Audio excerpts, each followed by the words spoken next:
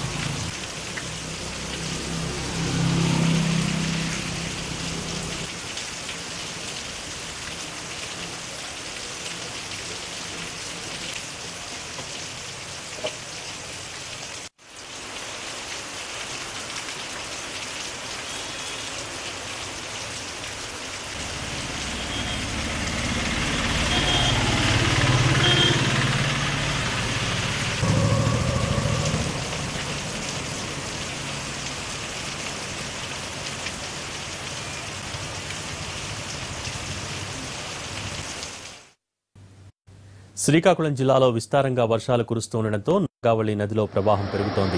నదీ ప్రవాహం పెరగడంతో తీర ప్రాంత పంట పొలాలు జలమయమయ్యాయి. ఒడిశాలోని నదీ తీర ప్రాంతాలైన కట్రగడ, గుమ్మడ, గుడారి, మోహన్లలో వర్షాలు కురుస్తుండటంతో వంశధారలో నీటి మట్టం పెరుగుతోంది.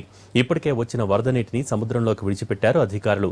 వాయుగుండం ప్రభావంతో మరో 2 రోజులు వర్షాలు కురిస్తే పరిస్థితి ఏ విధంగా మారుతుందో అని భయపడిపోతున్నారు నదీ తీర ప్రాంత ప్రజలు.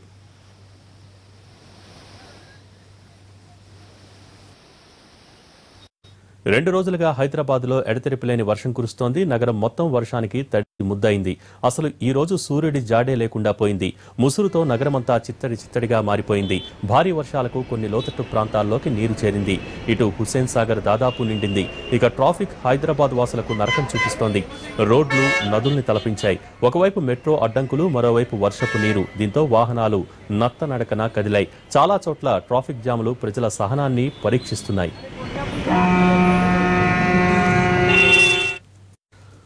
ఉండవల్లి అరుణ్ కుమార్ ఎమ్మెల్యే గోరంట్ల సవాళ్లతో విజయవాడ ప్రకాశం బ్యారేజీ వద్ద తీవ్ర ఉద్రిక్తత నెలకొంది.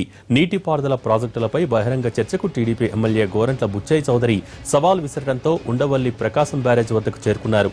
పట్టిసీమ ప్రాజెక్టుపై ప్రదర్శన, బహిరంగ చర్చకు మద్దతుగా కృష్ణా ఆయకట్టు రైతులు భారీగా తరలివస్తుండటంతో పోలీసులు అలర్ట్ అయ్యారు. చర్చకు అనుమతి నిరాకరించిన పోలీసులు ఉండవల్లిని అరెస్ట్ చేశారు.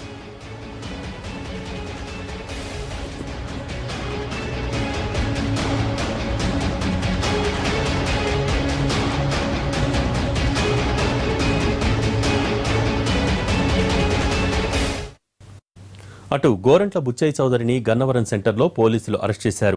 బహిరంగ చర్చకు సిద్ధమన్న గోరంట్ల ఈ ఉదయం రాజమహేంద్రవరం అనుచర నేతలు, కార్యకర్తలతో కలిసి విజయవాడ బయలుదేరారు. అయితే చర్చకు అనుమతి లేదని ఫ్యాక్స్ ద్వారా తెలియజేసిన పోలీసులు మార్గమధ్యంలోనే గోరంట్లను అడ్డుకుని విజయవాడలోని పార్టీ కార్యాలయానికి పంపారు.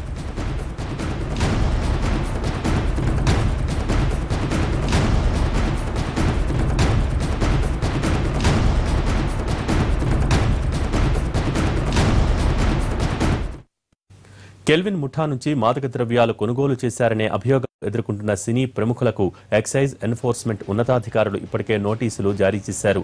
నోటీసులు అందుకున్న సినీ ప్రముఖుల్లో ఎవరు ఏ తేదీన సిట్ ముందు హాజరు కావాలి అనే విషయంపై అధికారులు షెడ్యూల్ ఇచ్చారు. దీని ఆధారంగా ఈ నెల 19 నుంచి విచారణ మొదలు కానుంది. రేపు director puri జగన్నాథ్ను విచారించనున్నారు.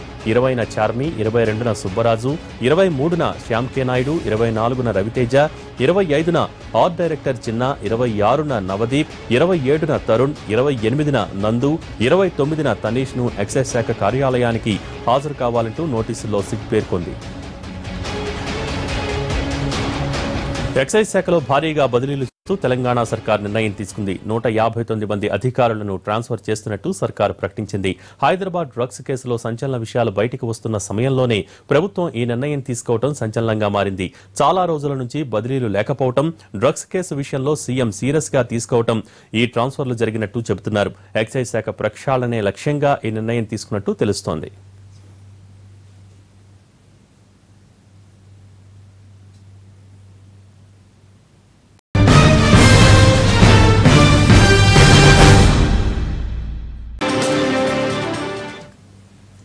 Back to news. Drugs కేసులో దర్శకుడు పూరి జగన్నాథ్ను సిట్ రేపు విచారించనుంది. అతన్ని అధికారులు ఏ ప్రశ్నలు అడిగే అవకాశాలు ఉన్నాయి, వారి దగ్గర ఉన్న సాక్ష్యాలు ఏంటి? ఈ అంశాలపై పూరిని విచారించబోతున్న కార్యాలయం నుంచి మా ప్రతినిధి రమేష్ పైట్ల మరిన్ని వివరాలు. రేపటి నుంచి సిట్ విచారణ జరగబోతుంది. దీంట్లో మొత్తం 12 మంది సినీ ప్రముఖులను విచారిస్తుంది. అయితే ఇందులో సంబంధించి ఏదైతే 12 మంది ఉన్నారో వాళ్ళని సిట్ ఆఫీసు ఏదైతే 5వ ఫ్లోర్ ఎక్సైజ్ కార్యాలయం 5వ ఫ్లోర్లో ప్రస్తుతానికి మనం ఉన్నాము. 5వ ఫ్లోర్లో వీళ్ళని విచారించబోతున్నారు. విచారణలో ఏదైతే ప్రధానంగా చూసినట్లయితే మొత్తం 12 మందిని ఇక్కడ విచారిస్తారు. వీళ్ళని ఇక్కడే ఇదే కార్యాలయంలో పెట్టేసి వీళ్ళని పూర్తిగా విచారించబోతున్నారు. దీన్ని చూసినట్లయితే ఈ ప్రస్తుతానికి మనం లోపలికి చూస్తున్నాం. ఈ లోపలికి చూసినట్లయితే దీంట్లో పూర్తిగా ఒక వ్యక్తి ఇటు సైడ్ కూర్చుంటే మిగతా ముగ్గురు అటు సైడ్ ఉండి దీంట్లో విచారించబోతారు. ముగ్గురు అధికారులు పూర్తిగా ఇక్కడ ఉండి ఏదైతే విచారణ జరుపుతారు. అయితే ప్రధానంగా చూసినట్లయితే దీంట్లో సిట్ అధికారులు పూర్తి స్థాయిలో విచారణ జరుపుతున్నట్టుగా మనకు తెలుస్తుంది. అయితే సిట్ సంబంధించి చూసినట్లయితే ఇక్కడ ఈ వెనకాల ఉన్న ఈ కార్యాలయంలో రేపు పూరి జగన్నాథ్ని విచారించబోతున్నారు. పూరి జగన్నాథ్ ఇప్పటికే వస్తానని చెప్పి కూడా అధికారులకు సమాచారం ఇవ్వడం జరిగింది. అయితే రేపు 10:30 గంటల ప్రాంతంలో పూరి జగన్నాథ్ అతని లాయర్తో కలిసి ఇక్కడికి వచ్చి విచారణ ఎత్తుకోబోతున్నారు. అయితే దీంట్లో ప్రధానంగా చూసినట్లయితే దీంట్లో ఈ సిట్టు అధికారులు మొత్తానికి 10 మందిని ఇక్కడే ఇదే కార్యాలయంలో విచారించబోతున్నారు. 2 మహిళా ఆర్టిస్టులు ఉన్నారో వాళ్ళని బయట విచారిస్తామని చెప్పడం జరిగింది. అయితే దీంట్లో చూసినట్లయితే ఆడియో వీడియో రికార్డింగ్ కూడా ఉండబోతుంది. ఎందుకంటే ఆడియో వీడియో రికార్డింగ్ ఎందుకు పెడుతున్నారంటే ఈ డ్రగ్స్ కేసులో ఏదైతే తర్వాత మాట మార్చినట్లయితే దాంట్లో విచారణకు ఏదైనా ట్రబుల్స్ ఉండే అవకాశం ఉంటుంది. కాబట్టి ఆడియో వీడియో రికార్డ్ చేసి ఆ తర్వాత దాన్ని కూడా కోర్టులో ప్రొడ్యూస్ చేసేందుకు కూడా అధికారులు ప్రయత్నాలు చేస్తున్నారు. మనం చూసిన ఈ సిట్టు కార్యాలయంలో పూర్తి స్థాయిలో రేపటి నుంచి విచారణ జరగబోతుంది. మొత్తం 10 మందిని ఇక్కడ విచారిస్తున్నారు. 2 మహిళా ఆర్టిస్టులు మాత్రం బయట విచారిస్తున్నారు. అయితే ఏదైనా లోపల కూడా పూర్తిగా అధునాతన వ్యవస్థను కూడా ఏర్పాటు చేశారు. ఇది పూర్తిగా సిట్టు ఆఫీస్లో జరగబోతున్న విచారణ. అయితే మరోవైపు చూసినట్లయితే ఇప్పటికీ ఎవరైతే నోటీసులు అందుకున్న వాళ్ళందరూ కూడా ఇక్కడికి వస్తామని కూడా చెప్పడం జరిగింది. వాళ్ళని ఇక్కడే విచారణ జరగబోతున్నట్లుగా అధికారులు తెలిపారు. కెమెరా పర్సన్ రాకేష్ రోషన్తో రమేష్ వైట్ల, ఎన్టీవీ.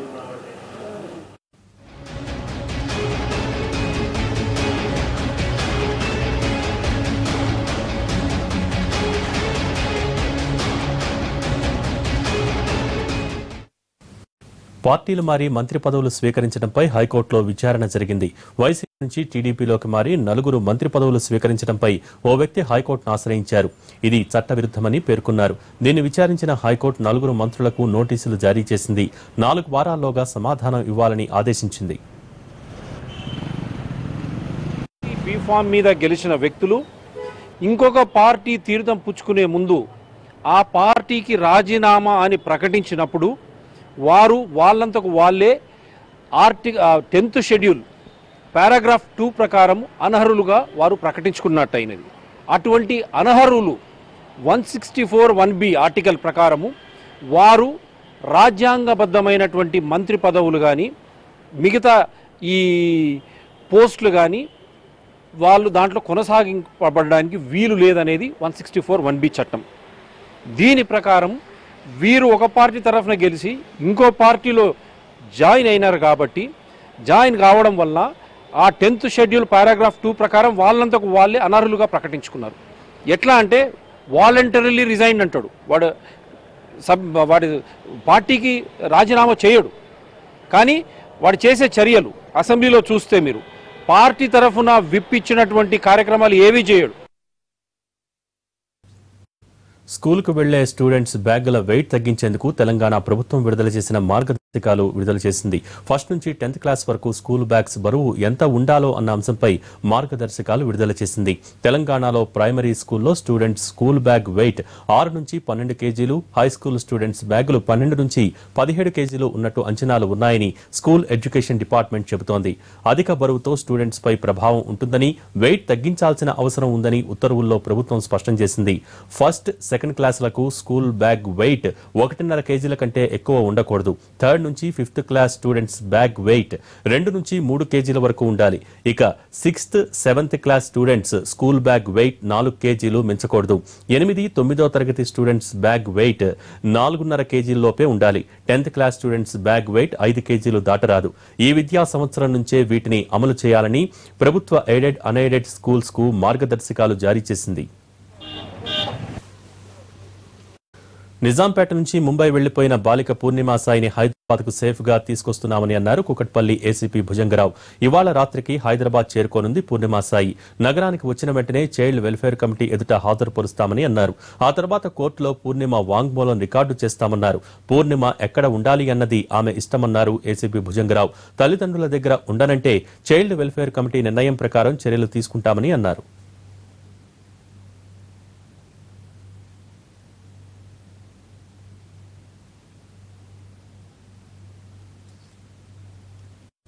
కడప ఫాతిమా కాలేజీ విద్యార్థులు న్యాయం కోసం అధికారుల చుట్టూ కాళ్లరిగేలా తిరుగుతున్నారు.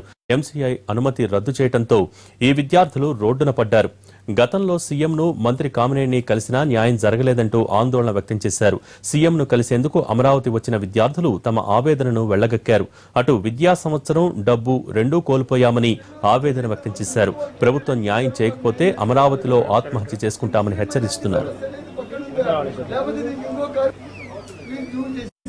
ఈయన ఏప్రిల్లో లెటర్ ఇచ్చారు సార్. సెంట్రల్ అడ్మినిస్ట్రేషన్కి వెళ్తే మీ దగ్గర నుంచి మీ మినిస్టర్ చేతులు తుడిపేసుకున్నాడయ్యా ఒక లెటర్ ఇచ్చేసి ఫాలోఅప్ కావాలని అక్కడ అఫీషియల్ చెప్తున్నారు. ఇక్కడ హెచ్ఎం గారిని వాళ్ళ అఫీషియల్ని అడిగితే మా లెటర్ ఇచ్చాము, మా పని అయిపోయింది, పూర్ణ మాలకొండ లెటర్ ఇచ్చారు, కామినేనికి లెటర్ ఇచ్చారు, మీరు ఏమన్నుంటే మీరు తెలుసుకోపోండి అంటారు సార్. మాకెవరు సార్ దిక్కక ఢిల్లీలో మా మాట వినేవాళ్ళు ఎవరు సార్? 2 సంవత్సరాలు విద్యా సంవత్సరం నష్టపోయారు సార్. 1 సంవత్సరం పూర్తి చేశారు, ప్రాక్టికల్స్ కంప్లీట్ అయినాయి, ఇంటర్నల్స్ రాశారు, 1 ఇయర్ తర్వాత బయటికి పంపించారు. 1 ఇయర్ నుంచి సీఎం హామీ నెరవేరుతుందని ఆశలతో ఎదురు చూస్తున్నాము. మాకు ఒక్కరంటే ఒక్కరు హెల్ప్ చేయట్లేదు సార్. మా కోడి ఎవరికి చెప్పుకోవాలో అర్థం కావట్లేదు సార్. 2 రోజుల నుంచి రోడ్ల మీద తిరుగుతున్నాము. ఇప్పుడు తప్పు చేసింది మేనేజ్మెంట్. కాలేజీలో ఫెసిలిటీస్ లేవు, అలాంటి కాలేజీలు రన్ అవుతున్నాయి. ఆ బెడ్ల మీద కుక్కలు పడుకుంటున్నాయి సార్, మనుషులు లేరు సార్. ఏ డిపార్ట్మెంట్ కు తాళం వేస్తుంటుంది. అలాంటి కాలేజీ నడుపుతున్నారయ్యా. 100 మంది పిల్లాడుతులు కాపాడేదానికి మీకు న్యాయం చేయట్లేదా? మీకు చట్టం అనుకూలించట్లేదా? లెటర్ ఇచ్చేస్తే మీరు మా పని ఎవరు మిగతా పని కంప్లీట్ చేయాలి. మళ్ళీ 2వ సంవత్సరం అడ్మిషన్లు మా తర్వాత మళ్ళీ కౌన్సిలింగ్ స్టార్ట్ కాబోతుంది. మమ్మల్ని ఏమో గాలికి వదిలేశారు, మేనేజ్మెంట్ ఏమో కాపాడుతున్నారు. మా దగ్గర లక్షలు తీసుకొని మీరు ఏమన్నుంటే కోర్టులో కలవండి అని చెప్పి కడప కోర్టులో 100 మంది విద్యార్థుల మీద అక్రమంగా కేసులు బనాయించింది సార్. ఈ యజమాన్యము పిల్లలు 3వ సంవత్సరం చదువులు చేరాలంటే డబ్బులు లేవు సార్. మా పిల్లల డబ్బులంతా మేనేజ్మెంట్ దగ్గర ఉంది. మా దగ్గర 30 లక్షల నుంచి 60 లక్షల వరకు కోట్లు తప్పుకొని మేము డబ్బులు అడుగుతుంటే లేదు, టీచింగ్ స్టాఫ్ కు, నాన్ టీచింగ్ ఖర్చులు ఇచ్చేసాయి, మీ డబ్బులంతా ఖర్చు అయిపోయింది, మీరేమనంటే ఎవరు చెప్పుకుంటారో చెప్పుకోకండి, మీరు కోర్టులో కేసు చేశాం, 26వ తేదీ కడపకు కోర్టుకు హాజరు కాండి సమన్లు రిలీజ్ చేశారు సార్. పిల్లల భవిష్యత్తు ఇప్పటికే 2 ఏళ్ళు నష్టపోయారు. వాళ్ళు చదువుకోవడం వల్ల కోర్టు చుట్టూ తిరగాలి సార్. అయ్యా 100 మంది విద్యార్థులు, ముస్లిం మైనారిటీ విద్యార్థులు మీ గోడు విన్నవించుకుంటున్నారు. మీరు 22 హామీ ఇచ్చారు, మీ హామీని నెరవేర్చండి, మేము మీకు తప్పకుండా మద్దతు తెలుపుతాము, మీ కాళ్ళు ముక్కుతాము, జీవితాంతం మీ ఫోటో మా ఇళ్లలో పెట్టుకుంటాము. లేకపోతే ఊకుమ్మడిగా మేమందరం విజయవాడలో అమరావతి సాక్షిగా నవ్యాంధ్ర రాజధానిలో ఆత్మహత్య చేసుకోబోతున్నామని మీకు విన్నవిస్తున్నాం. మా గోడు విన్నవించుకుంటాడానికి మాకు 2 నిమిషాలు పర్మిషన్ ఇవ్వండి సార్. మా బాధ వల్ల కట్టుకుంటాము. 100 మంది ఆడపిల్లలు సార్, 100 మంది పిల్లలు, ఒక్కరంటే ఒక్కరు హెల్ప్ చేయండి సార్. మీరు అనుకుంటే ఏమైనా చేయగలరు. అన్ని సమస్యల్లో మన ఆంధ్ర సమస్యలు అన్ని పరిష్కరిస్తున్నారు. 100 మంది బిడ్డలు అనుకోండి మీరు. And at the last, during August time, MCI did approved our batch, and because of that we were cancelled. And from that time we are roaming around here and there only for justice. I request our CM sir to please help us. On December 22nd, 2016, we did dharna. Because of that, CM sir gave assurance to us. Based on that assurance, still we are listening to roaming here and there on roads only to get justice. This is one of the letter which is given by Kamineni sir to the Central Health Minister. And there he didn't follow up anything, he just gave a letter and he ended up everything. Now those people are saying your minister is not doing anything, sir. Sir, please, you have done this and please do justice to us, sir. We want relocation, sir. Please help us, sir. Otherwise, just 4 days left, sir. Our 3-4 years will be wasted, sir.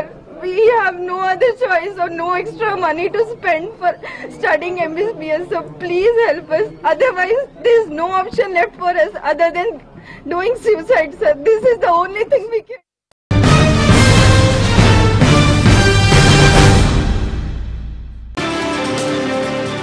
Back to news. NDA ఉపరాష్ట్రపతి అభ్యర్థిగా Venkaiah Naidu nomination వేశారు. ప్రధాని Modi, BJP అధ్యక్షుడు Amit Shah, senior నేతలు LK Advani, Murali Manohar Joshi, Sushma Swaraj, పలువురు కేంద్ర మంత్రులు, NDA భాగస్వామ్య పక్షాల నేతలు ఈ కార్యక్రమంలో పాల్గొన్నారు. వెంకయ్యనాయుడు 2 సెట్ల నామినేషన్ పత్రాలు దాఖలు చేశారు. వీటిపై ప్రధాని మోడీ, కేంద్ర మంత్రులు జైట్లీ, సుష్మా స్వరాజ్ సంతకాలు చేశారు.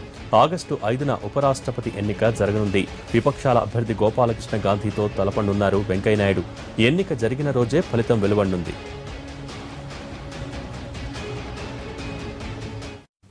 ప్రపంచ స్థాయి సదుపాయాలతో సూపర్ స్పెషాలిటీ హోమియో వైద్యం అందిస్తున్న హోమియో కేర్ ఇంటర్నేషనల్ మరో బ్రాంచ్ను తెరిచింది. 43వ శాఖను పాండిచ్చేరిలో ప్రారంభించింది. ఈ కార్యక్రమంలో పాండిచ్చేరి ముఖ్యమంత్రి నారాయణస్వామితో పాటు ఆరోగ్య శాఖ మంత్రి కృష్ణారావు, ఎమ్మెల్యే లక్ష్మీనారాయణ పాల్గొన్నారు.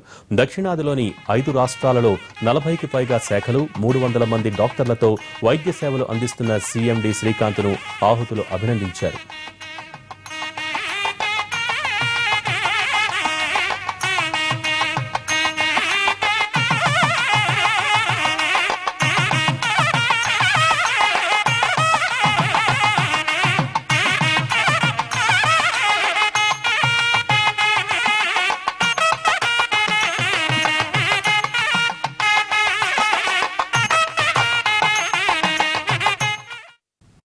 ఇవి బులెటిన్ విశేషాలు. తర్వాత ఆఫ్ ద రికార్డ్ ప్రసారం అవుతుంది. Stay tuned to NTV.